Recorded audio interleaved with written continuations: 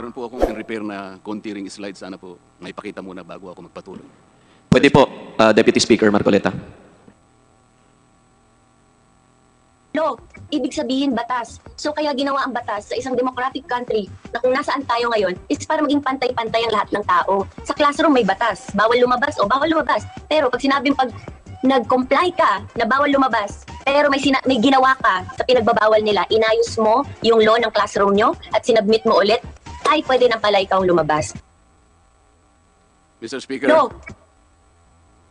my distinguished colleagues, hindi po nag-comply sa batas ang ABS-CBN, kaya hindi po sila pwedeng lumabas at magpalabas.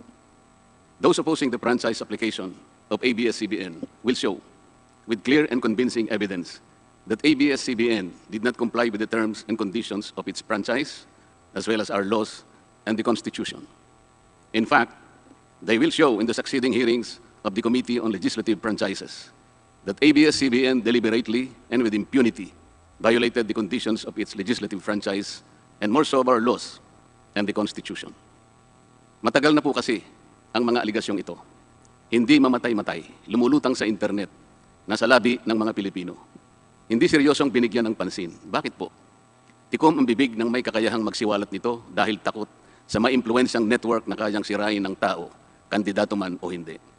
Salamat at ganap na nanindigan si Speaker Alan Peter Cayetano at hindi inalintana ang mga tuligsa sa kanya at pinayagan niya na magkaroon ng patas, bukas at malawak ang pagdinig sa mga aligasyong ito katulad ng nagaganap sa araw na ito. Ang banggit nga po sa John 8:32 ay ganito, "And you will know the truth, and the truth will set you free." Violation of the Constitution. Number 1, franchise is longer than 50 years. Hindi na po dapat payagan itong pagre-renew ng prangkisa ng ABS-CBN. Dapat na pong isara ang pinto para sa kanila. Bakit po?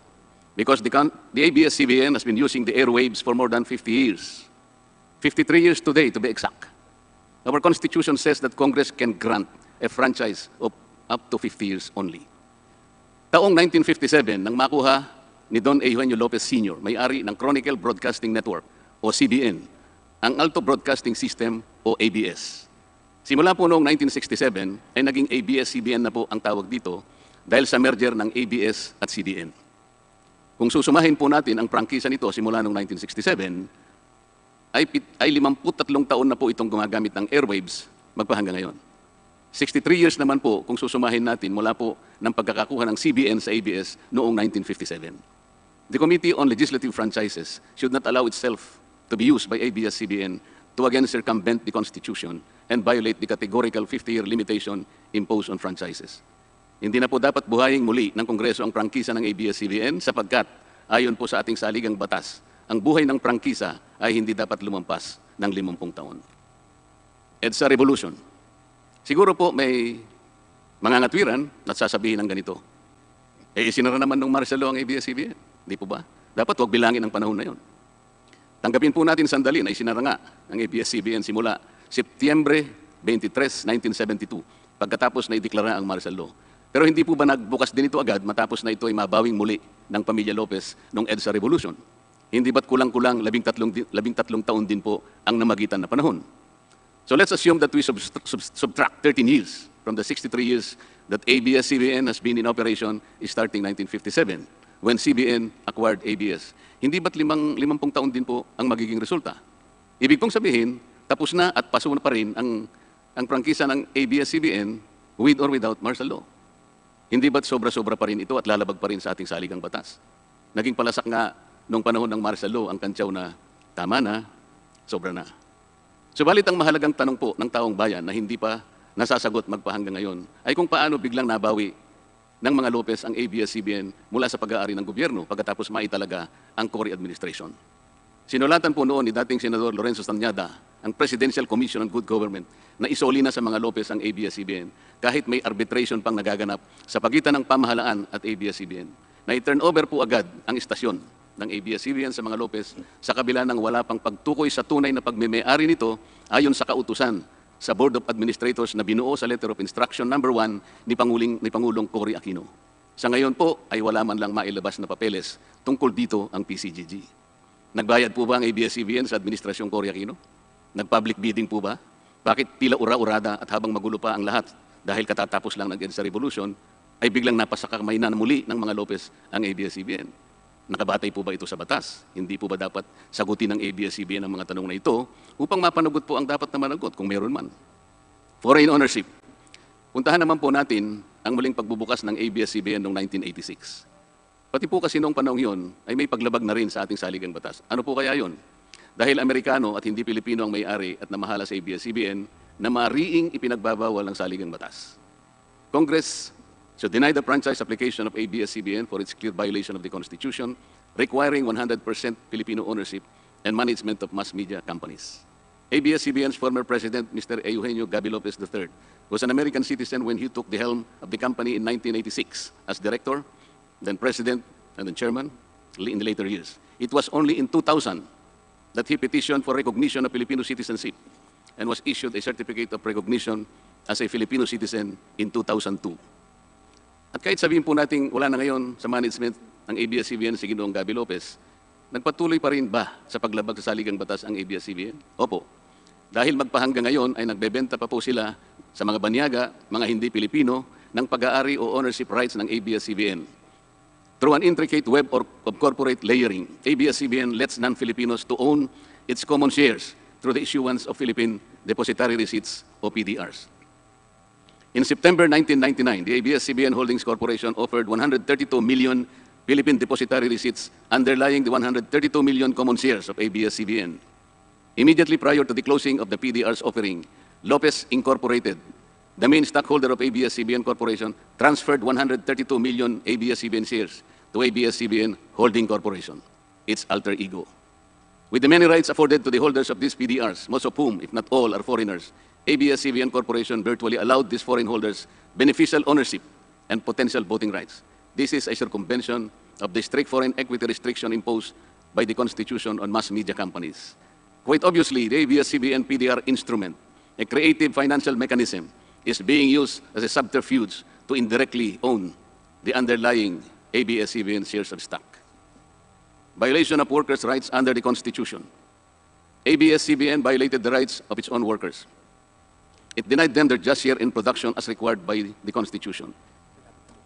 It committed unfair labor practices, which consequently denied its employees the benefits required by law to be provided to all employees. Isang halimbawa po dito ay ang asunto na isinampa ng halos 100 o mahigit sa 100 manggagawa ng ABS-CBN sa National Labor Relations Commission o NLRC. Dahil sa pagtanggal sa kanila dahil sila raw ay mga talents lamang at hindi mga regular na empleyado. Nanalo po ang mga manggagawa sa NLRC at maging sa Court of Appeals. Bakit hindi na lang nila sinunod ang hatol at umapila pa ang ABS-CBN sa Korte Suprema? Ito ba yung sinasabi po kanina sa opening salvo na ang pagmamahal sa kanilang kapamilya ay ganun na lamang? Mali naman po yata na sabihin ng ABS-CBN na lampas sa 11,000 ang mga empleyado nito dahil kung ito po ay masusi nating iimbestigahan, may 2,661 at isa lamang. 2,661 ang mga regular na empleyado nito. Ang karamihan po, o mahigit na 8,500 na kawani ng ABS-CBN ay tinagurian nilang independent contractors or talents, project workers at contractuals lamang kahit na pang-regular na empleyo ang trabaho nila. Ayon po sa ating labor code, kapag pang-regular ang tungkulin ng isang manggagawa, dapat siyang gawing regular employee. Hindi dapat contractual. Hindi dapat independent contractor, talent, o kaya project worker lang. Malinaw na labag sa batas ang ginagawa ng ABS-CBN. Sana ay ibalita rin po ito ng TV Patrol upang mabunyag ang libu-libong endo sa kanilang bakuran. ABS-CBN has not regularized its contractual workers and talents despite performing the functions of regular workers. It even forced some of its workers to sign employment contracts containing waiver of the right to regularization. And those who refuse were unceremoniously terminated from work. ABS-CBN has subcontracted most of its production work to subcontractor production companies, despite the fact that production is directly related to its core business. These production entities are paid minimally, whose workers obviously get lesser benefits and take-home pay compared to ABS-CBN's regular employees. And yet, the profit generated by ABS-CBN from its independent production companies appear greater than its expenses, especially those expenses that are even deductible for income tax purposes. Kung kaya't hindi po may kakaila sa publiko na napakarami ng labor cases na hinarap at haharapin pa ng ABS-CBN. Ang masaklap pa po dito ni hindi nagbibigay ng contribution ang ABS-CBN para sa benepisyo ng kanilang mga empleyado. Dahil po sa 2,661 lang ang regular employees nito, ang mga ito lang ang may benepisyo. Ang iba po na mahigit 8,500 na nagtatrabaho sa ABS-CBN ay wala po ni katiting na government-mandated benefits na natatanggap, katulad ng SSS, PhilHealth o kaya Pag-ibig. Kanina po sa opening salvo, narinig po natin na ang kanila pong isinasangkalan ay yung kanila pong mga kawani, mga manggagawa. Ang Kongreso pong ito ay nakikidalamhati. Nalulungkot din po. Bakit naman po hindi? Kung pwede po nating ipaghalimbawa, sandali lamang po, ang ABS-CBN sa isang jeepney driver. Alam po niya na wala siyang prangkisa. Nagsakay po siya ng napakaraming pasahero. Yung mga pasahero naman po, bago sumakay doon, hindi naman niya tatanungin sa driver, Mamang chopper, kayo po ba ay may prangkisa? Yung rota po ba ninyo, pinapayagan yan? Wala pong nagtatanong na ganoon kasi mabilisan pare-pareho pong nagmamadali. Ano pong masita siya ng LTFRB? Gagamitin po ba ng driver na yon, o ng taxi driver na yon, o yung bus operator na yon? Kawawa naman po yung pasahero namin kung patitigilin mo ngayon. Meron pong pupunta sa ospital, meron pong pupunta sa trabaho, meron pong pupunta sa eskwela. Napakarami pong gawain itong mga taong ito. Ito po ba ang ibibigay po ninyong halimbawa? Hindi po ba dapat kayo muna ang kauna-unahan na nag-isip ng kapakanan nila? Ilagay ninyo sa magandang kalagayan ang pagpapatupad ng prangkisa ninyo at wala pong malalagay sa alanganin. Huwag po ninyong isasangkalan ngayon ang inyong mga manggagawa at kani-kanilang pamilya. Hindi po ganun. Sasagutin po ninyong aligasyon na ito, hindi po sa pamamagitan ng emotional appeal. If this indeed the true house of the people, the Committee on Legislative Franchises must side with the poor workers of ABS-CBN in denying its franchise, justice to them will be finally served, although ironically, this will also entail some sacrifice on their part. Political bias. ABS-CBN has been biased and partisan in favor of particular candidates and against certain candidates during the 2010 and 2016 presidential elections, contrary to the terms of its franchise and in violation of the Omnibus Election Code. Hindi naman po lingid sa kalaman ng marami, kung hindi man lahat, kung paano naging pro Noynoy Aquino ang ABS-CBN noong 2010 at pro Grace po at Lenny Robredo naman noong 2016. It is also a matter of record that ABS-CBN failed to air some of President Duterte's political advertisements during the 2016 campaign period despite receiving the payment for said political ads. Ang masakit po dito, kung hindi pa sila pinigilan ng korte sa pamamagitan ng isang TRO, ay nakahanda na palang ipalabas ng ABS-CBN sa bisperas mismo ng pagtatapos ng campaign period ng 2016 presidential elections. Ang mga anti-Duterte advertisements na binayaran ng isang dating senador, sinadya ang timing para hindi bigyan ng pagkakataong makasagot pa si Mayor Duterte na noon ay kandidato bilang presidente. Mabuti na lamang at napahinuhod ng ang korte ng petisyon ni Speaker Alan Peter Cayetano na noon po ay Vice Presidential Candidate ni Pangulong Duterte at dagliyang nag-issue ng TRO ang korte sa ABS-CBN. It is now a public knowledge that President Rodrigo Duterte and Speaker Alan Peter Cayetano expressed their disappointments over ABS-CBN's unfair reportings and meddling in previous elections. For those opposing the franchise application, hindi na po dapat payagan ng ABS-CBN na muling pakialaman ang politika sa ating bansa. Panahon na para ang taong bayan ang pumili ng mga namumuno na gusto nila at hindi ang napipisil ng ABS-CBN. Paalala lang po sa ABS-CBN, you are a broadcasting company, not a political kingmaker. Either you play ball or you play fair. Multiple channels in one franchise. Mga kababayan, inabuso po ng ABS-CBN ang kanilang prangkisa. Sa hindi nila may paliwanag na dahilan o maaari namang sinadya na gamitin ang kanyang prangkisa para sa isang channel lamang, pero gumamit pa ng ibang prangkisa ng telekomunikasyon na hindi naman pang broadcast upang mas kumita at makapagbenta sa pamamagitan ng maraming channels. ABS-CBN violated the terms and conditions of its franchise by offering its TV Plus boxes for a one-time fee but using the free-to-air signal authorized in the franchise granted by Congress at no cost to ABS-CBN. Tubong lugaw, ika nga.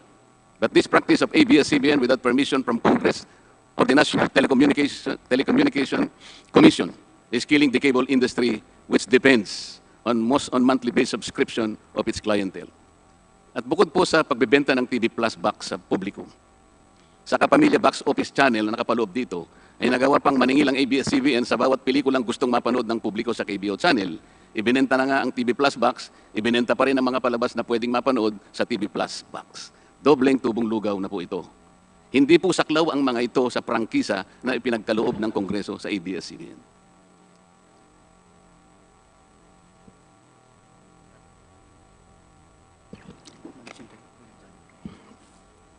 ABS-CBN Contrary to the terms and conditions of its franchise, operated this pay-per-view channel, otherwise known as the Kapamilya Tax Office, or KBO, without a valid permit from the NTC, and despite NTC's order to refrain from operating a PPB until the issuance of an appropriate guideline for the same, ABS-CBN continued its operation until the expiration of its franchise on May 4, 2020.